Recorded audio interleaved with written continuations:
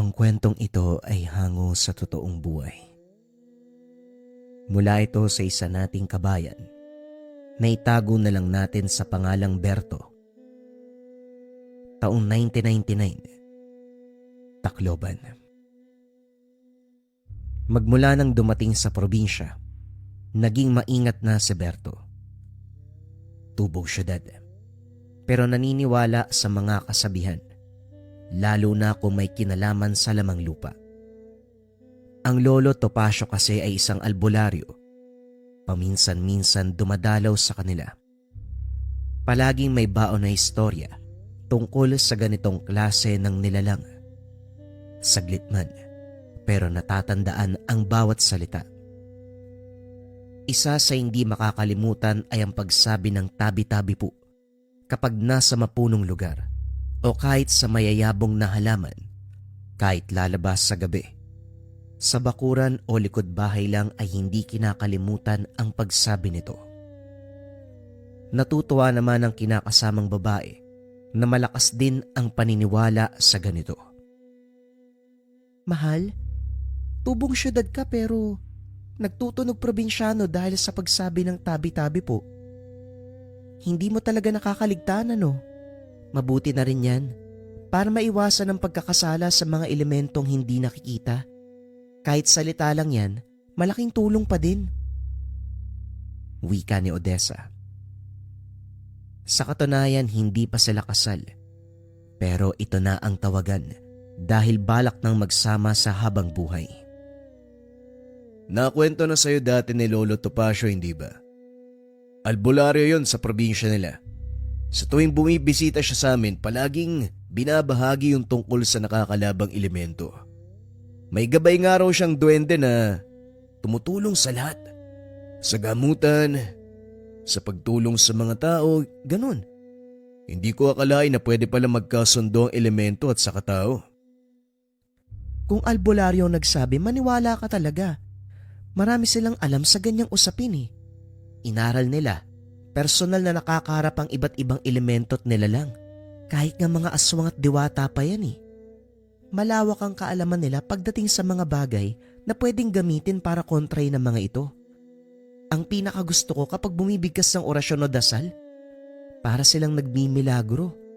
Nakakamangha pero hindi may kakailang sakripisyo nila. Buwis buhay ang ganitong tungkulin. Isang pagkakamali lang, maaari silang mamatay.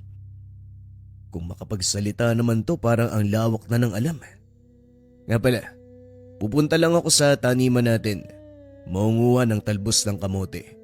Pang-ulam natin mamaya, maiwan muna kita rito. Babalik din ako kagad. Pagkatapos kunin ang buslo at gunting, lumabas na si Berto at nagtungo ng taniman na ang layo ay aabutin ng ilang minutong lakaran. Pagkarating doon ay kagad nanguha. Mabilis na puno ang buslo dahil maraming dahon ang pananim.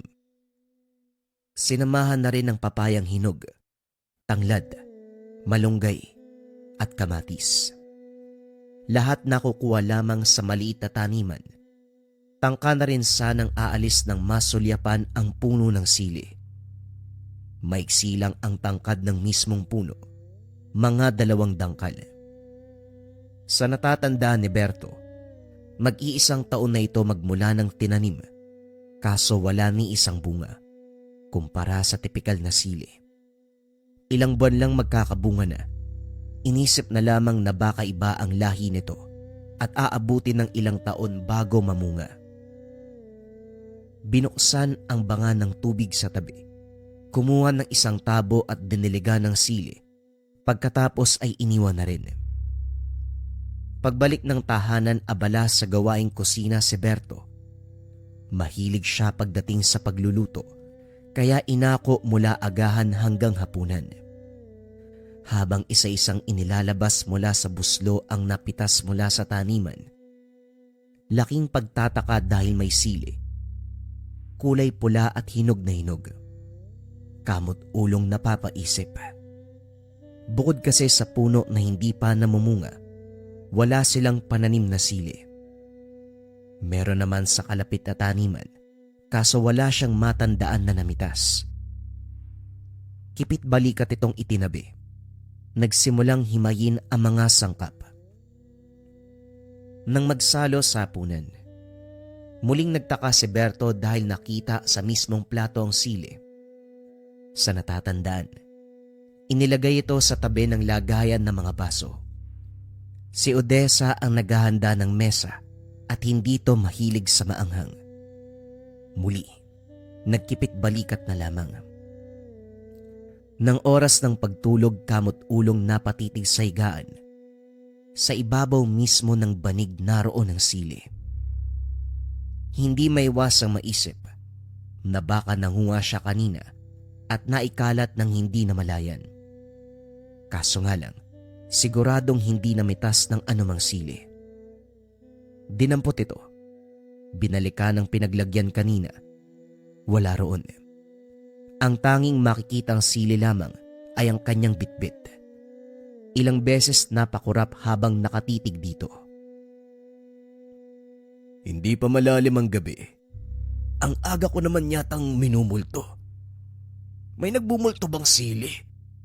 Ay nako, may problema ba sa akin yung maliit na bunga na to? Diyan ka na nga. Inilagay ito sa ibabaw ng takip ng kaldero na nasa tabi ng lutuan. Isinuwalang bahala at saka nagpahinga. Kinabukasan, pagpunta ng kusina ang sili mismo ang unang bumungad. Wala sa takip ng kaldero, kundi nasa loob ng paboritong tasa na yari sa kawayan. Kung hindi sinuri, malamang malulunok kasabay ng tubig. Buntong hiningang napakamot sa ulo. Oh, ang aga-aga ang init ng ulo mo. Mahal, wala ka ba napapansin dito sa sili? Wika ni Berto. Sabay lahad ng palad na merong sili. Napakunot ang noo ng asawa sabay iling. Natawa pa dahil sa paningin nito. Hindi sili ang hawak, kundi maliit na tangkay ng malunggay. Nagpapatawa ka ba, mahal? Paano magiging sili at tangkay ng malunggay yan? Diyan ka na nga muna. Bibili ako ng kape at saka tinapay sa labas. Lalong naguluhan si Berto dahil sili naman talaga ang hawak niya. Pero batay sa reaksyon at sagot ng asawa, tangkay ng malunggay. Naupo siya sa harapan ng mesa. Inilagay ito sa ibabaw. Tinitigan. Pinisil-pisil. Inamoy pa para makasigurado. Sili naman talaga to ah. Paanong naging tangkay? Ay nako, sino ba nagpapatawa sa aming dalawa? Muling itinabi ang sili sa sulok ng kusina. Sa pagkakataong ito, binalot ng plastik at sakay tinali sa laylayan sa tabi. Tinandaang maigi ang pwesto at posisyon. Nagpatuloy ang galaw ng ordinaryong buhay ng mag-asawa. Si Odessa sa gawaing bahay, katulad ng paglilinis at labada. Si Berto naman ay magtutungo sa taniman para asikasuin ang mangilan-ngilan na pananim. Maghapon ng balak na pananatili dahil magbubungkal ng lupa at magtatabas ng damo sa magkabilang bahagi. Tutok na tutok ang atensyon sa ginagawa. Hindi na malaya na siya na lamang mag-isa sa lugar. Pag-angat ng tingin, wala nang natirang magsasaka maliban sa kanya. Nang sulya ng araw, mababa na ang sikat nito. Ilang sandali na lang lulubog na sa dakong kanluran. Tumigil na rin sa gawain, nagpahinga sa tabi. Pinagkaabalahan ng napitas na mangga sa daan kanina. Sakto ring nakahingi ng asin sa nadaan ng bahay kaya kumpleto na ang pagkain. Sa kalagitnaan biglang may nag-alok ng sili. Binalingan niya ito. Aba, sakto ang dating mo ah. May mangga, may asin, tapos may sili ka. Anak na... duwende! Nanlaki ang mga mata ni Berto nang mapagtanto kung sino ang katabi. Sandaling nagkatitigan, pero dali-dali siyang kumaripas palayo. Napailamos ng mukha pagdating ng bakuran Panay ang pagbuga ng hininga habang hinihimas ang kumakabang dibdib. Damang-dama ang panginginig ng katawan. O mahal, ayos ka lang ba? Anong nangyari sa'yo, namumutla ka? Hindi makapagsalita si Berto kahit anong buka ng bibig. Biglang nawala ng boses. Dumoble ang kaba. Palakad-lakad dahil sa pagkataranta. Paulit-ulit pang sinasampal ang sarili hanggang sa makapagsalita. Pero kusa na ring umurong ang dila. Ayaw sabihin ang salitang duwende. Sa tuwing naaalala ang nakakatakot na itsura ng nilalang, hindi magawang sabihin. Naghanap na lamang ng palusot sa mga katanungan ng asawa. Nang may masmasan, napaisip kung gaano katotoo ang engkwentro ng duwende. Gustong paniwalain ang sarili na namamalikmata. Pero sa kabilang banda, kumbinsidong tunay ang nakaharap. Sa sobrang gulo ng isipan, muling sinampal ang sarili. Kaagad lumapit ang asawa para magtanong. Nag-aalala ito dahil sa kilos niya. Natatakot na ako sa'yo, mahal ha. Bakit ka ba ganyan? Bakit mo sinasaktan yung sarili mo? May nakaaway ka ba doon sa taniman?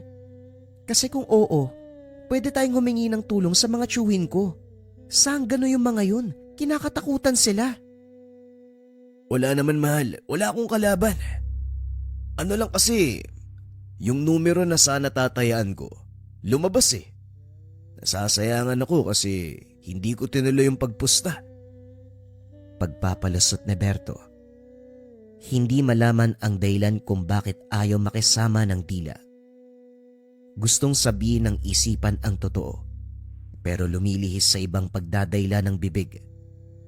Pinangatawanan na lamang din ng pagsisinungaling para hindi na maghinala si Odessa.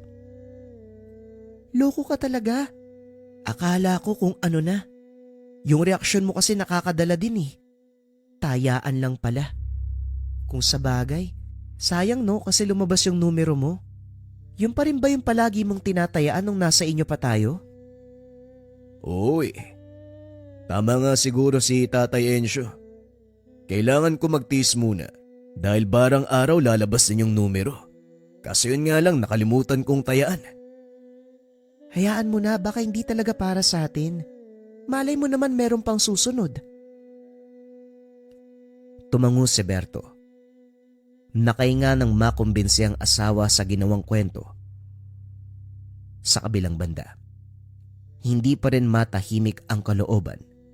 Paulit-ulit na bumabalik sa isipan ang mukha ng duwendeng nakaharap kanina. Sobrang lapit lang nila sa isa't isa dahil tumabi ito ng hindi namamalayan. Ang itsura, kulubot ang muka at balat, malaki ang ilong, mata at mahaba ang balbas. Magulo ang buhok nito pero pumaibabaw ang matitingkad na mga tenga na matulis ang dulo. Kulay pula ang kulay. Sigurado talaga ako sa nakita ko eh. Pero pwede namang namamalikmata lang, hindi ba? O baka naman, literal na bata yun. Tapos, pinaglalaroan ako ng sariling paningin, kaya ibang mukha ang nakita. Pero kung ganun man, kawawa yung bata. Sa reaksyon ko, pati siya nagtataka rin eh. Tinawag ko pa namang ay naku, ayoko na nga. Kung ano-ano yung iniisip ko. Hindi makatulog si Berto kung kaya't nasa kusina. Nakarap sa mesa habang nilalaro ng daliri ang bakanting tasa. Kakaubos lang ng kapeng laman. Hindi nagtagal. Naging malikot ang paningin hanggang dumako sa supot na wala na ring laman. Sa pagkakatanda, ito ang pinagsidla ng sili. Dali-daling binitbit ang lampara para hanapin. Kahit saang sulok tignan, walang mahanap. Ano ba naman yan biglang nawala? Pagkatapos naming kumain, nandito pa yun kanina eh. Hindi naman ginalaw ni Mahal. Ayaw nun ng sili. Teka. Duwende! Napasigaw sa gulat si Berto nang dumako ang tingin sa lutuan. Sa mismong batong sangkalan nakaupo ang duwende. Taglay nito ang mukha ng nakarap kanina doon sa taniman. Bitbit ng kanang kamay ang hinahanap na sili. Napako sa kinalalagyan si Berto nang magsalita ito. Anong anak ng duwende? Duwende talaga ako. At saka nandito ang hinahanap mong sili. Laking gulat ni Berto sa boses nito. Napakurap ng ilang beses. Sa katunayan nanigas sa takot hanggang sa nawala ng malay. Nagising siya mataas na ang sikat ng araw. Lumuluha si Odessa ng mabungaran. Alalang-alala sa kanyang kalagayan. Para makalusot, nagkunwaring mahimbing lang ang pagtulog. Kaya kahit anong yugyog ang gawin, matagal bago nagising. Sa kabila ng nangyari, bumalik pa rin sa taniman si Berto. Nakakatakot. Pero naisip din na kailangang kumpirmahin ang mga kaganapan. Kung talagang totoong nagpaparamdam na ang duwende. Isa pa, inisip din ang sili. Habang nagtatrabaho, panay ang sulyap sa paligid. Kung minsan namamalikmata, dahil ang tingin sa halaman ay nagiging hugis duwende. Pagsapit ng hapon, sumabay si Berto sa pag-uwi ng ibang magsasaka. Hindi na nais pang mag-isa dahil baka magpakita na naman ng elemento. Kaso nga lang hindi siya nakaligtas dahil nautusan ng asawa na bumalik para manguha ng malunggay. Matapos makakuha ng ilang tangkay, nagmamadaling umalis pero hindi pa man nakakalayo ay napalingon ng may tumawag. Sa puntong ito, makikita ang duwendeng nakaupo sa malaking bato. Hindi maintindihan ni Berto ang sarili. Gustong lumakad palayo, pero nanatiling nakapako ang mga paa. Hindi maigalaw, hindi maikilos. Huwag mo na akong takbuhan, Berto. Hindi ako nandito para takutin ka. Nandito ako para ibalita ang gampanin mo. Sa dinami-rami ng tao sa mundo, bukod tangi kang pinagpala, ikaw ang napili ng tangan ko ng mga laga. Huwag ka rin mag-alala dahil ako mismo ang gagabay sa'yo. Hindi naman ako nagkulang sa pagsabi ng tabi-tabi po ah. Pero bakit may duwende pa rin na lumapit?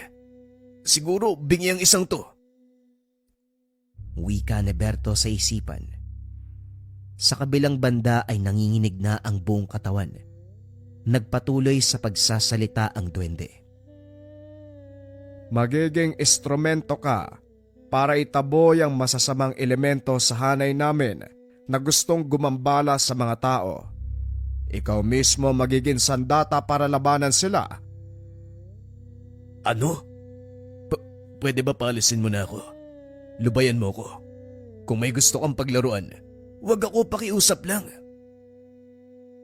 Hindi ako naglalaro, Berto. Mainam pang tanggapin mo na ang tangan habang may oras pa. Sa susunod na mga araw, sisimulan mo na ang gampanin mo. Wika ng duwende. Sabay turo sa bulsa ni Berto. Wala sa sariling kinapa ang bulsa. Hindi makapaniwalang madadampot ang sili. Ito ang sili na palaging nakikita. Nang balingan ang elemento, naglakad palapit sa puno ng sili na hindi pa namumunga. Pagkurap ay bigla itong nawala. Dito lang din nakabalik sa ulirat. Nang makakilos ay nagmamadaling umuwi. Kinagabihan tinitigang mabuti ang sili. Matigas. Matindi ang maanghang na amoy. Kasing liit ng ordinaryong sili. Napapaisip kung ano ba ang nais ipagawa ng duwende. Sandali nga. Bakit ko ba papaniwalaan yung duwende na yun? Para akong nananaginip ng gising ngayon ako. Huwag na nga. Mababaliw ako nito eh. Ikaw naman sili, dito ka lang. Huwag na huwag kang aalis ha. Baka bigla ka na namang mawala tapos lilitaw kung saan ako titingin. Binabaliw mo rin ako eh. Ay nako, Pati ba ganitong bagay kinakausap ko na? Baliw na yata ako. Makatulog na nga. Kinabukasan, napabalikwas ng bangon si Berto nang masulyapan sa tabi ang sili. Inaantok pa sana pero biglang nagising. Ilang sandali itong tinitigan. Kinuha na rin at saka nagtungo ng kusina kung saan inilagay kagabi. Kamot ulo dahil wala na sa baso. Hawak-hawak niya na. Mahalang aga naman ng sili mo. Anong meron? Hindi nakasagot si Berto. Napako ang tingin sa figurang nasa pintuan ng likuran ni Odessa. Nakatayo roon ng isang duwende. Masyado itong maliit pero malinaw niyang nakikita. Malademonyo ang ngiti. Pula ang nalilisik na mga mata.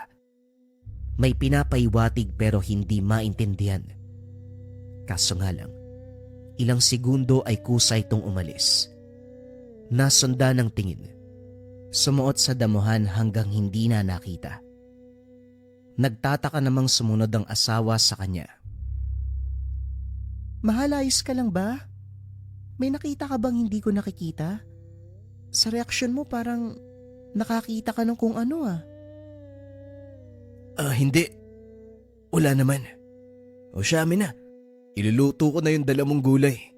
Ginising mo sana ako para kumuha ako dun sa taniman. Maimbing kasi yung tulog mo kaya ako na ang kumuha. O sige na, ikaw nang bahala sa pagluluto. Pupunta lang ako ng tindahan para makabili ng bigas. Naging abala si Berto sa gawaing kusina. Hindi napansin ang pagbalik ng asawa. Namalayan na lamang na humingi ito ng tulong para malagyan ng pamahid ang likod. Nagrereklamo sa biglaang pananakit. Paghawi ng damit, bumungad ang bakas ng sugat sa balat. Namumula. Malinaw na nakikita ang gumagalaw na bulate sa laman. Hindi rin maintindihan ni Berto ang biglaang pagtalas ng paningin. Masyadong malitang sugat na hindi kayang makita ng ordinaryong mata. Nilagyan ng pamahid, pero sa halip na magsara ang sugat, lalong naging aktibo ang bulate sa loob. Hindi naman ako nagbubuhat ng mabigat pero ang sakit ng likod ko. Parang paulit-ulit na hinahampas ng kahoy. Bakit balikat? Ang hirap tuloy igalaw. Magpapahinga nga muna ako, mahal. Hinayaan ni Berto ang asawa. Siya naman ay hindi mapalagay. Ilang sandali pa nabungaran sa damuhan ng duwende. Yung kanina ay nagbalik. Nahinto sa pagakbang nang makita siya. Hindi rin maintindihan ng reaksyon dahil sa halip na manindak kagaya kanina. Takot ang makikita sa mukha nito. Sinundan ng mga mata. Napagtantong sa hawak na sili na katingin. Kumaripas ng takbo ng balikan ng pansin. Dahil sa reaksyon ng elemento, naagaw ang atensyon ni Berto sa sili. Tinignan ng mabuti. Ilang sandali pa lumitaw na naman ang isa pang duwende. Ito ang nagbigay sa kanya ng sili. Siguro naman may ideya ka na sa sili na yan. Kailangan mo rin kumilos bago tuluyang mabiktima ang asawa mo. Ang nakikita mong bakas sa balat niya ay kagagawa ng isa pang duwende, yung nakita mo kanina. Sandali nga. Gawa ng duwende na kalahi mo. Niloloko mo ba ako? Nagpapakita ka sa akin para kalabanin ng kauri mo. Bakit hindi na lang ikaw ang gumawa? Namemerwisyo ka pa. At para malaman mo, lubayan niyo ang asawa ko dahil baka magkasubukan tayo. Hindi mo talaga naiintindihan ang takbo ng kaganapan, Berto. Kailangan mo ng kumilos bago pa mahuli ang lahat. Kasagsagan ngayon ng pambibiktima ng lahi ko. At sa sandaling mapuruan ng asawa mo, wala nang lunas. Siguradong mamamatay siya. Tumigil ka. Tigilan mo ko. Kung naihibang kayo, huwag niyo kong idamay, lalong-lalo na ang asawa ko. Umalis ka na. Huwag kang magpapakita sa akin. Itinaboy ni Berto ang elemento, subalit ayaw nitong umalis. Natigilan siya nang banggitin nito ang pangalan ni Lolo Topacio. Aniya, siya rin ang gabay na duwende ng albularyo. Naikwento ng elemento ang nangyari sa matanda. Nasa mabuting kalagayan pa naman, kaso nagtapos ang panahon ng paggabay kung kaya't naghahanap ng papalit. Hindi si Lolo Topacio ang pumili kay Berto na maging kasunod, kundi ang mismong duwende. Tulalang nakatitig si Berto sa nilalang. Makatotohanan ang sinabi nito. Hindi magawang baliwalain dahil binanggit ni Lolo Topacio. Magkatugma ang kwento ng matanda sa sinasabi ng duwende ngayon. Kaso nga lang hindi pa sigurado si Berto sa sarili. Naninibago sa takbo ng kaganapan. Matagal ang ginawang pangungumbinsi ng duwende bago napapayag si Berto. Ginamit na alas si Odessa para mapasunod. Bilang asawa, ayaw rin na mapahamak. Tinuruan siya ng nilalang kung paanong gagamitin ang sili at sa anong paraan tatapatan ang panggugulo ng kalahi. Sa pagsapit muli ng gabi, panay ang reklamo ni Odessa. Sumasakit ang likod hanggang balikat. Nang tignan ni Berto, dumarami ang sugat at lalong naging aktibo ang bulating nagkalat sa laman. Sa halip na lagyan ng pamahid, iba ang inilagay. Nanguha ng mga sili at idinikdik ng pinong-pino. Pagkatapos inihalo ang sili ng duwende. Hindi magandang ideya na ipahid sa sugat dahil lalong hahapdi sa anghang. Kaso iba sa sitwasyong ito. Gumaan ang pakiramdam ni Odessa. Mahimbing ang pagtulog. Kaso nga lang ang duwende ay patuloy sa pag-aligid na para bang layong mabiktima ang babae. Lumabas si Berto. Hinarap ito bitbit ang sili. Naguluhan na naman sa mukhang bumabalandra. Naging matapang ang nilalang na sa huling natatandaan ay takot na takot. Hindi ko alam kung bakit ba ako napadpad sa kapalarang ito. Nakikipag-usap sa nilalang na kagaya mo. Pero dahil asawa kong pinag-uusapan, hindi ko mapapalampas. Anong pakay mo? Isa lang ang gusto ko sa asawa mo. Maging akin siya. Maganda. Nararapat lamang sa nilalang na buong pusong nagmamahal sa kanya. Hindi kagaya mo. Pangit ka. Hindi ka pa marunong mag-alaga. Akin si Odessa. Kaya ko siyang pangalagaan at ibigay ang anumang naisin. Abalokong to ah. Kung tapakan kaya kita ngayon. Hoy, ang tao ay para lang sa tao. Ikaw na duwende, maghanap ka ng kagaya mong duwende. Kung asawa lang naman ang hanap mo, yung kauri mo. Tahimik kaming namumuhay dito pero naggugulo ka.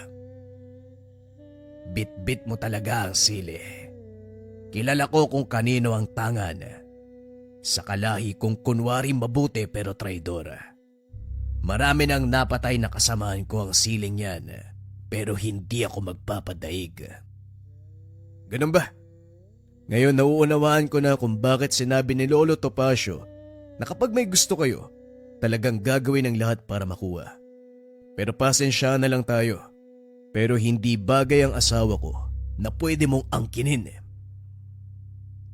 Nagbago ang reaksyon ng duwende. Kumuha ito ng kahoy na kagad lumabas ang apoy. Nagliliyab na rin ang mga mata. Lumaki ang hubog na parang 1 taong gulang na bata. Kagad itong sumugod. Nagpakawala ng apoy. Unti-unting nasusunog ang damo sa bakuran. Nag-isip ng paraan si Berto pero nang makitang umabot na sa dingding ang apoy, dali-daling dinampot sa braso ang nilalang. Kahit mabilis ang kilos nito na parang kidlat, nagawa pa ring hawakan.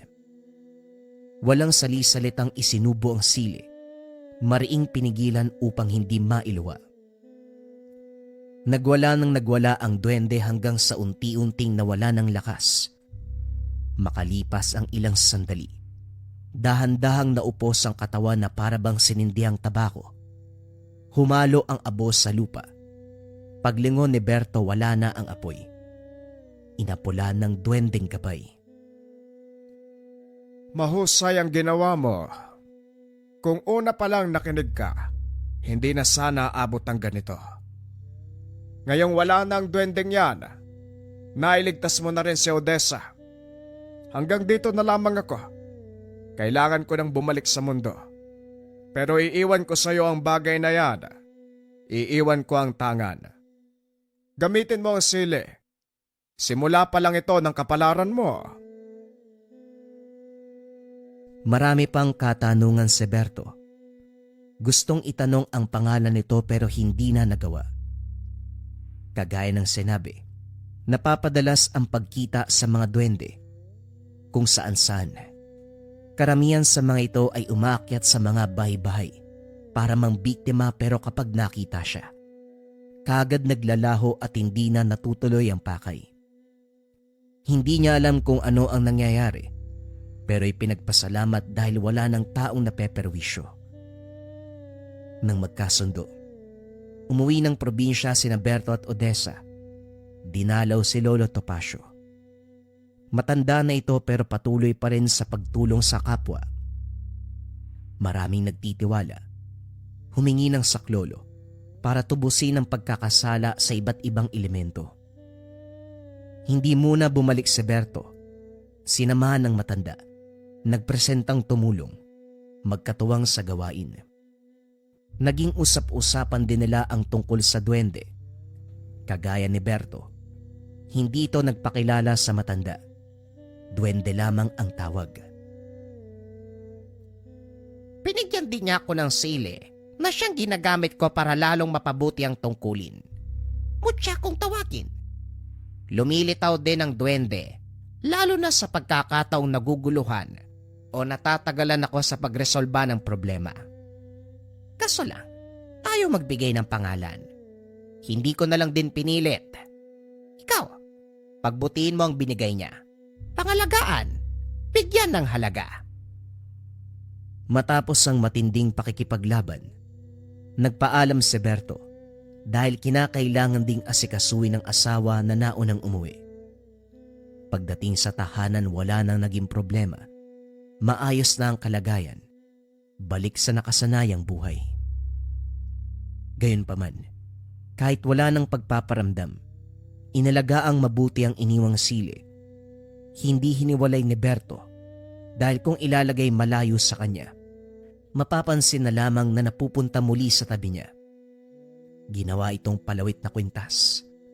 Kasabay ang pagsagana ng buhay. Nagkaroon ng permanenteng trabaho. Nagkaroon ng sariling tahanan. Hindi lang proteksyon ang kayang ibigay nito kontra sa mga elemento't nilalang. Nandito ang kayamanan. Nandito ang kapayapaan. Ito ang biyayang dala. Namut siya ng sili. Nabigay ng 20. Ayon sa matatanda, ang tunay na pag-ibig, hindi basta-basta bumibitaw.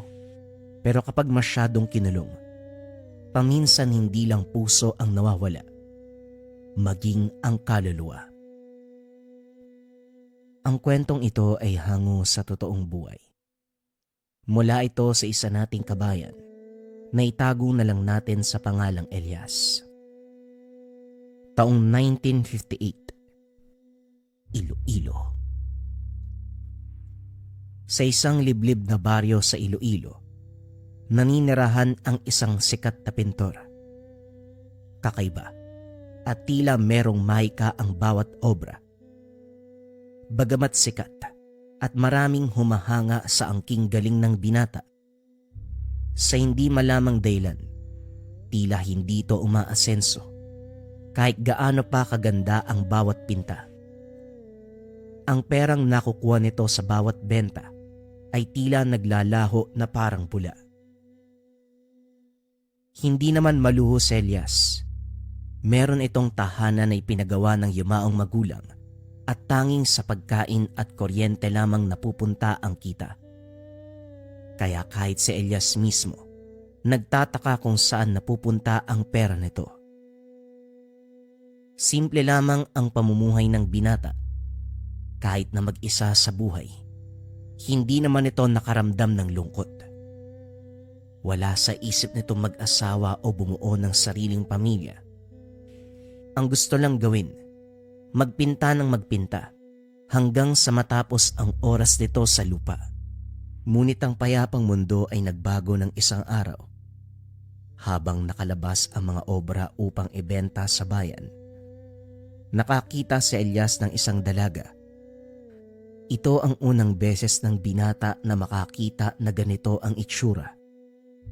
Napakaganda, mahinhin, mahaba ang buhok, maganda ang mata at tila maladiwata ang itsura.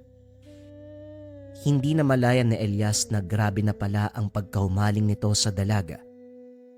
Nagulat siya nang magsalita ito sa kanya. "Ayos ka lang po ba?" Natauan si Elias nang mapansin na nakanganga ang sarili. Labis itong nahiya at hindi nakapagsalita. Tumango lamang ito at yumuko. Inulit ng dalaga ang tanong. "Pasensya na pero pwede ko bang malaman kung magkano yan?" Tanong ng dalaga. Nang hindi muling sumagot si Elias, umalis na lamang ang dalaga upang pagmasdan pa ang ibang obra ng binata. Wari ng dalaga, maaaring masungit ang pintor, kaya minabuting wag nang gambalain pa. Hindi alam ng dalaga na habang siya ay nagmamasid, sa hindi kalayuan ay pinagmamasdan din pala siya. Hindi mapigilan ni Elias sa tignan at sundan ng dalaga. Tila hindi makapaniwala ang binata na meron palang babae na kakaiba ang kagandahan. Paminsan-minsan, nauhuli ng dalaga ang pagsulyap nito. Kagad namang umiiwas ng tingin ng binata at yumuyuko. Kalaunan, hindi na naging komportable ang dalaga, kaya naman tuluyang umalis sa lugar. Habang papalayo, hindi alam ng binata kung bakit bigla niya itong hinabol. Tumakbo ng napakabilis. Kagad nakita ng dalaga. Sa takot ay kumaripas din ng takbo. Nang makalayo-layo, akala ng dalaga wala na ang tila baliw na pintor. Huminga ng malalim at nang lumingon ay sumigaw ng napakalakas. "Teka, bakit ka ba Aray ko!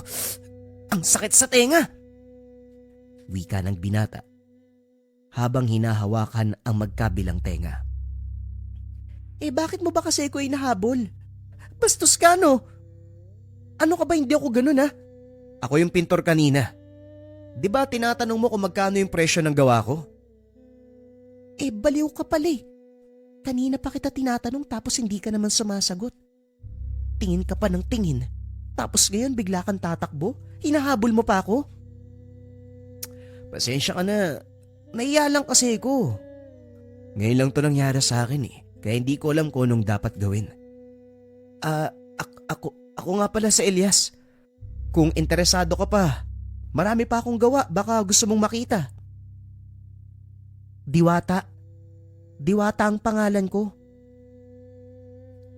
Tamang-tama ang pangalan ng dalaga sa kanya. Sigurado ang mga magulang nito na lalaking maganda ang babae. Doon nagsimula ang ugnayan ng dalawa. Lumipas ang ilang taon. Hindi inakala ni Elias na ang kontentong buhay nito ay may igaganda pa. Simula nang dumating si Diwata, tila nagbago ang pananaw sa mundo. Akala niya noon na obra lamang ang kaya niyang pagandahin at bigyan ng buhay. Hindi nito alam, pati pala ang kanyang realidad ay mabibigyan ng kulay. Dahil ito sa presensya ni Diwata.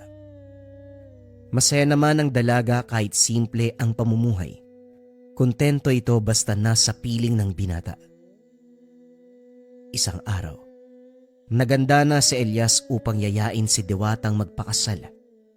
Naganda ito ng magandang hapunan. Inayos ang tahanan. Puno ng dekorasyon at iba pang mga palamuti. Sobrang saya ng binata. Sa kanyang isipan magsasama sila habang buhay ng minamahal. Kaso nga lang sa hindi inaasahang pangyayari, lahat ng pangarap magiging alaala na lamang. Nag-aalala si Elias ng gabing hindi umuwi ang dalaga. Sa buong pagsasama ng dalawa ay hindi pa naman nagpapagabi. Kaagad siyang lumabas ng tahanan upang salubungin ito. Daladala ang payong. Sinugod ni Elias ang ulan ng gabing yun.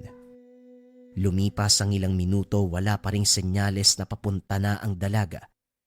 Kaya naman kagad pumunta sa kapulisan. Nahingi ng tulong upang hanapin ang kasintahan. Nung una ayaw sanang samahan ng mga ito si Elias.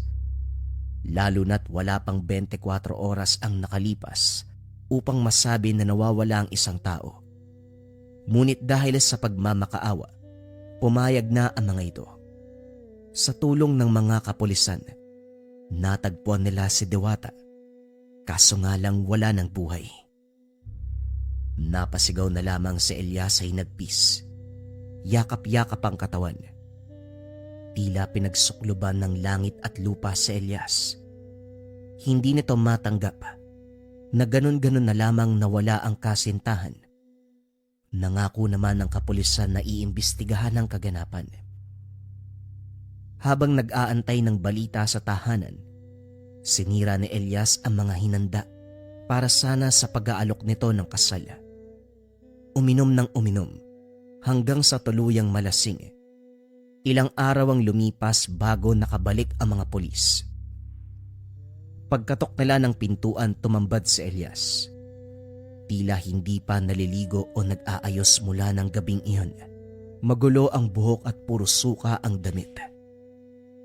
Bagamat gusgusin ang itsura, ginawa pa rin ng kapulisan ng makakaya upang sabihin sa binata ang nangyari. Ayon sa mga ito, matagal na daw natitipuhan ng ilang kalalakihan ng kanyang nobya. Kaya naman nang makitang naglalakad mag-isa, sinalakay. Hindi na kontento ang mga kawatan sa pangbababoy sa kawawang babae. Pinaslang pa nila ito upang hindi na makapagsumbong. Tila sinaksak ng ilang beses ang puso ni Elias nang marinig ito. Labis na galit, pagsisisi at lungkot ang naramdaman ng binata. Sinisisi niya ang sarili na hindi man lang nito nagawang sunduin ng maaga ang kasintahan. Kung binantayan o sinamahan sana niya ito ng mabuti, hindi sana magagawa ng mga kawatan ang krimen. Huwag kang mag-alala. Nakakulong na sila eh.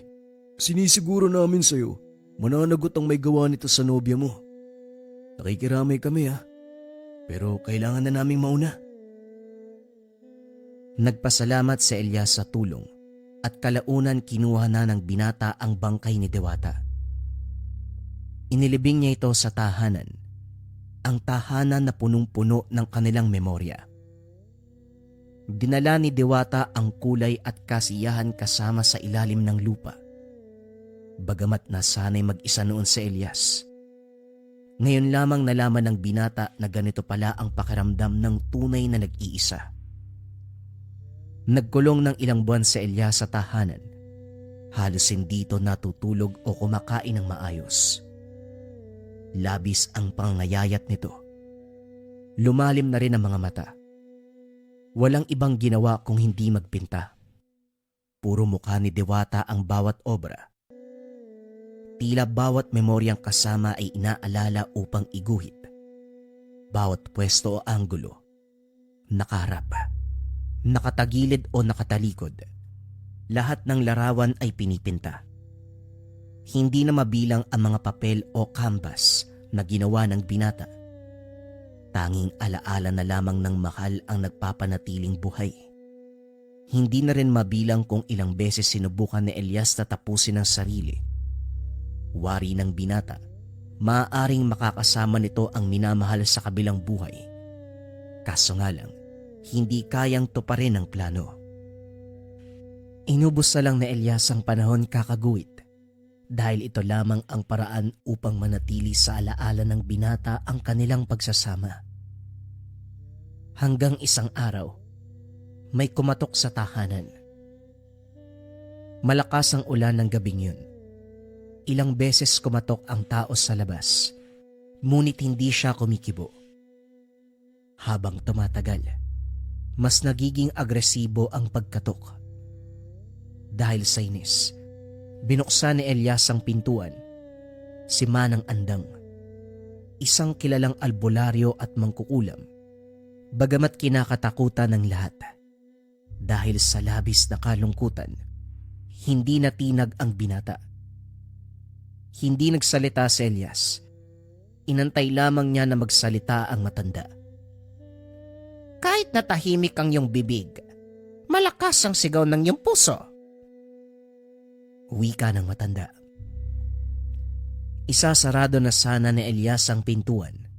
Wala siyang panahon upang makipagbiruan. Marami pa itong ipipinta. Ngunit bago tuluyang magsara, hinawakan ng matanda ang kamay ng binata. Nanindig ang mga balahibo nito. Tila may kakaibang aura at enerhiya ang matanda. Kaya kong maibalik sa iyo ang minamahal mo, iho. Pero lahat ng bagay ay may kabayaran. Wika ng matanda, sabay turo sa mga obra. At ano naman ang meron ako na gusto mong kunin? Tignan mo ang paligid. Wala akong pera o ari-arian na gugustuhin mo.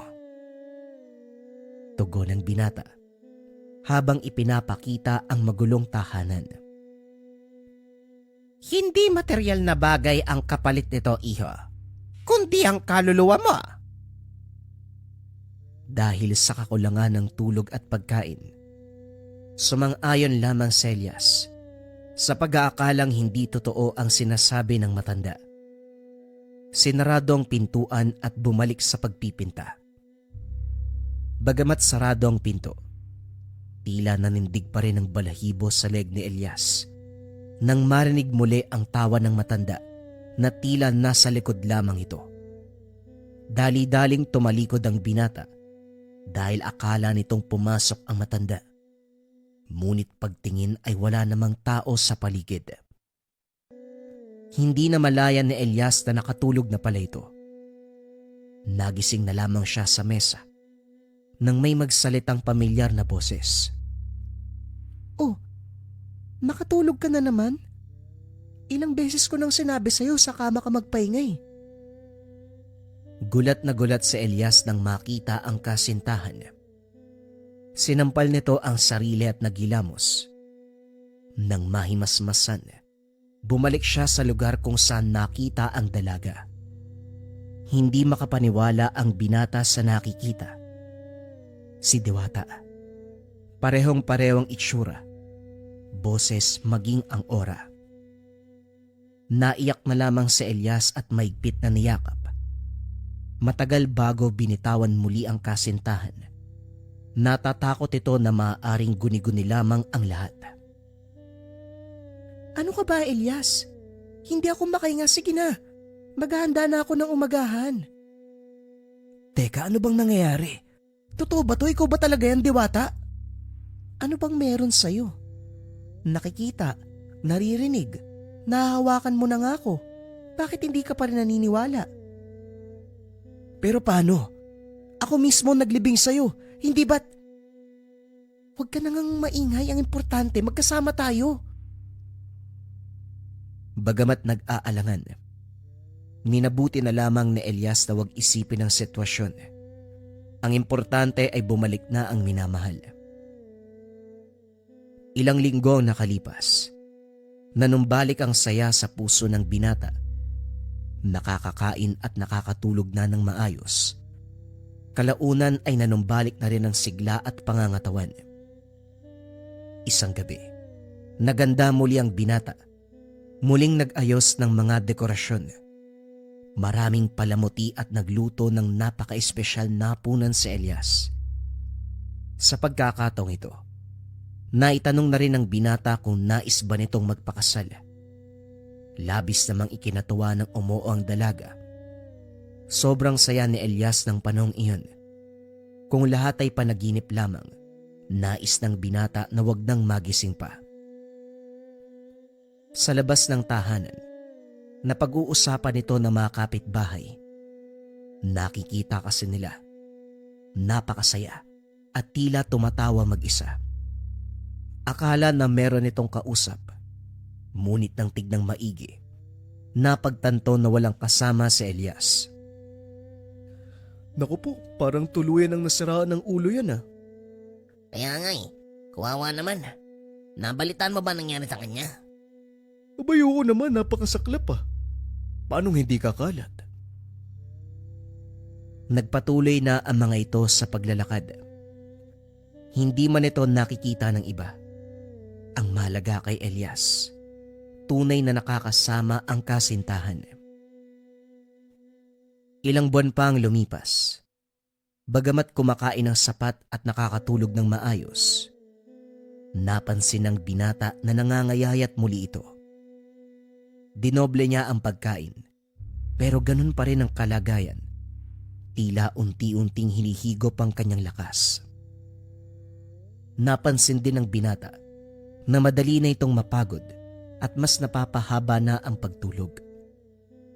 Bagamat ganun ang nangyayari sa kanya, tila hindi ito napapansin ni Diwata.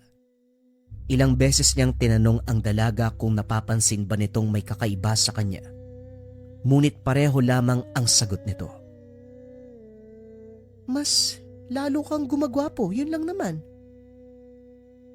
Bagamat masaya, hindi nito maiwasang mag-alala. Nagising na lamang ito sa hindi pamilyar na ingay. Parang merong naiyak, ngunit hindi nito matukoy kung sino o ano ang pinagmumulan. Tatayo na sana si Elias upang hanapin kung saan galing ang ingay. Ngunit kinabahan ito nang mapansin na wala ang dalaga sa tabi. Kagad siyang bumaba, ngunit kakaiba ang kutob ng binata. Minabuti nitong magdahan-dahan at huwag gumawa ng ingay. Pagdating sa sala, nanlaki ang mga mata ni Elias. Isang nilalang na hindi mawari ng binata. Isang nilalang na napakahaba ng galamay. Tila gawa sa ugat ng puno. Pinagtagpi-tagpi na basang lupa ang katawan. Halong takot at pagkamangha ang naramdaman ni Elias. Susuriin pa sana ng binata ang nilalang. Ngunit napansin nito ang kanyang presensya. Tumigil ito sa pag-iyak. Dahan-dahang tumingin sa direksyon ni Elias.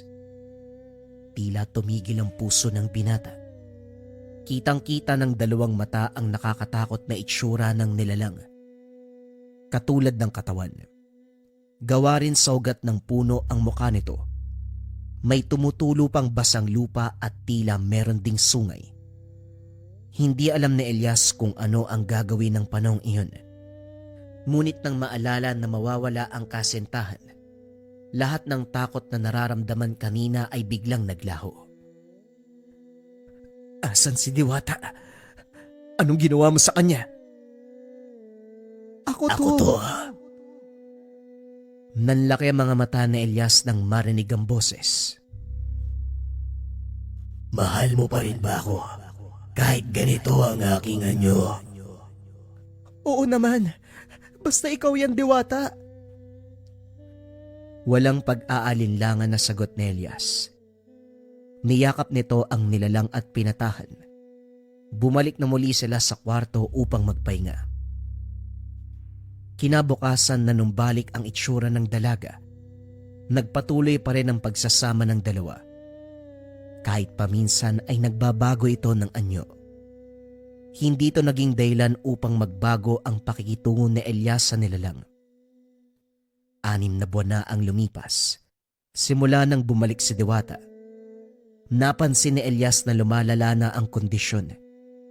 Halos hindi na makabangon sa kama ang binata. Kaya naman nangingina ito ng tulong. Akay-akay ni Diwata. Nagtungo sila sa kubo ni Manang Andang. Pagbukas ng pintuan, hindi maipinta ang mukha ng matanda. Tila may halong tuwa, pagkagulat at pagtataka sa itsura nito. Pinapasok ni Manang Andang si Elias. Ngunit si Diwata ay tila hindi makaalis sa pwesto. Oh, bakit nandyan ka lang? Alika dito. Ano ka ba? Kahit anong pilit mo, hindi yan makakapasok sa tahanan ko. Nga pala, ang tindi mo, iho. Hanggang ngayon buhay ka pa. Kinilabutan si Elias nang marinig ang tawa nito. Ano pong ibig niyong sabihin, Manang? Hindi ba't sinabi ko sa'yo na may kabayaran ang pagbuhay ko sa kasintahan mo? Kung napapansin mo, hindi ka pa nakakapagbayad. Pero grabe, mahigit kalahating taon. Talagang matatag ka. Pero mukhang malapit ka na. Ano po bang ibig niyong sabihin? Kaya po ba ako nagkakaganito dahil malapit na ako mamatay? Oo naman. Pero syempre ikaw ang magpapasya. Kung gusto mong bumalik ang iyong kalusugan, kailangan mong bitawan at tuluyang kalimutan ang iyong sinisinta. Hindi ko po magagawa ang bagay na yan. Bahala ka sa buhay mo, iha. Dito napagtanto ni Elias na walang kahit anong gamot ang magpapagaling sa kanya. Tanging kailangan lamang nitong mamili kung ililigtas ba nito ang sarili o sasama sa nilalang. Matanong ko lang pala, Manang, totoo bang si Diwata ang kasama ko? O nilalang lang na kinuha ang katauhan niya? Importante ba talaga ang sagot, iha? Hindi ba't ang gusto mo lang ay makasama siyang muli? At isa pa, sinabi mo naman sa kanya na mamahalin mo siya kahit ano pa. Napaisip si Elias sa sinabi nito. Paano niya nalaman ang usapan nila? Hindi kaya't niloloko lamang ito ng matanda. Kung ano pa man, kailangan niyang magpasya. Habang lumalala ang kondisyon mo, mas hihina ang orasyon ko sa nilalang. Kung gusto mo pang makasama ang nobya mo, kailangan mong magpasya kaagad bago tuluyang bumigay ang katawan mo. Dahil kung hindi, ang makakasama mo habang buhay ay ang alaga ko. Ang sinasabi mo ba, hindi si Diwata ang nasa loob ng kubong to? Katulad ng sinabi ko kanina, sa'yo na mismo nang galing na basta't kasama mo siya, wala nang iba pang mahalaga. Hindi na sumagot pa si Elias. Nag-isip na lamang ito kung ano ba ang dapat gawin. Umuwi na lamang ang dalawa dahil nalaman na ng binata na sa huli. Hindi pang habang buhay ang kanilang pagsasama. Habang naglalakad, napansin ng binata na tila kakaiba ang tinig ng bawat residenteng madadaanan. Hindi ito sigurado kung dahil ba sa kanyang itsura, lalo na't hindi maganda ang kondisyon ng katawan. Ngunit habang tumatagal, sinusundan na ng binata ang tingin nila. Hindi sa binata nakatingin ang mga ito. Nay, tignan mo oh. Wika ng isang bata habang may tinuturo. Ang isa naman ay biglang napasigaw ng demonyo. Napalingon ng binata sa itinuro. Si Diwata bagamat anyong tao, ang balat ay parang sa kahoy. Kahit hinang-hina ang katawan, dali-dali nitong kinuha ang dalaga at nagmamadaling umuwi. Sinarado ni Elias ang pintuan. Hindi niya alam kung ano pa ang magagawa ngayong nakita na nila ang kasama nito. Halong takot at galit ang mukha ng residente sa kanya. Tila hindi nito tanggap ang nilalang nakasama. Umiyak ang nilalang, bagamat ilusyon lang ang lahat. Nagpapasalamat pa rin si Elias dahil nadama nito ang tunay na pag-iibigan. Dahil hindi kalakihan ng bayan, mabilis kumalat ang balita. Madaming nabahala, natakot. Alam nila na gawa sa itim na mahika ang nilalang. Alam din ng ilang residente na sa oras na mamatay si Elias, makakalaya ang nilalang. Magiging aswang ito at uubusin ang mga residente. Kaya bago pa mauli ang lahat ay nagpulong ang mga mamamayan. Dala ang mga kagamitan. ilang orasyon. Maging ang apoy. Nagtungo sila sa bahay ng dating hinahangaang pintor. Halo-halo ang emosyon ng mga pumunta. Naawa ang ilan, habang ang iba ay galit kung bakit hinayaan ng binata na linlangin ng nilalang. Kaso nga lang makalipas ang ilang pagkatok, hindi pa rin sumasagot ang pintor. Nagalit na ang ilang residente, kaya naman pinalibutan nila ang lugar upang masiguradong hindi makakatakas ang nilalang. Giniba nila ang pintuan, kagad nilusob ang tahanan, ngunit napagtanto nila na wala na ang dalawa.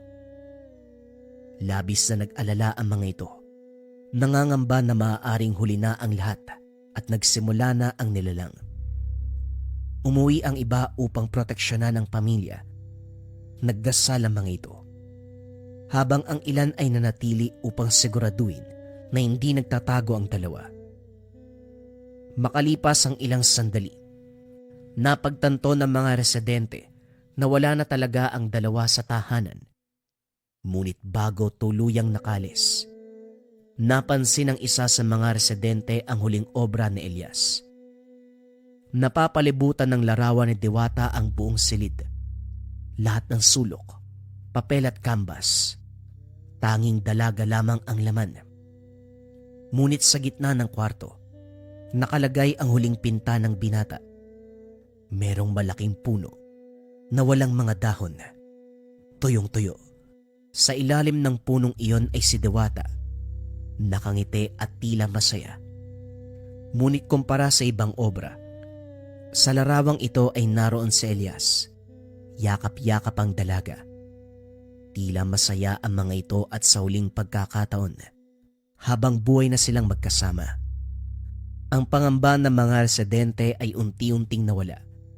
Dahil habang tumatagal, wala namang senyales na merong nawala o namatay sa bayan.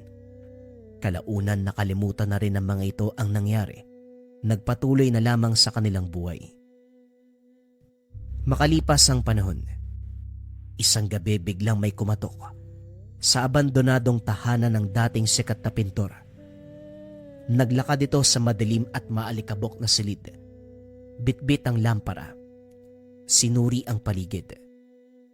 Sa gitna ng kwarto, kung saan nakalagay ang huling larawan, kinuha ng kulubot na kamay ang canvas. Dinala ito sa isang pamilyar na kubo, ang kubong tinitirahan ni Manang Andang. Mukhang mas pinili mo talagang makasama ang nobya mo. Sige, total bayad ka na. Hahayaan ko kayong dalawa sa litratong ito. Huwag kang mag-alala. Wala nang ibang makakapaghiwalay pa sa inyo. Isinabit nito ang larawan sa pader. Habang naglalakad palis, doon makikita na marami na pala itong nakuha.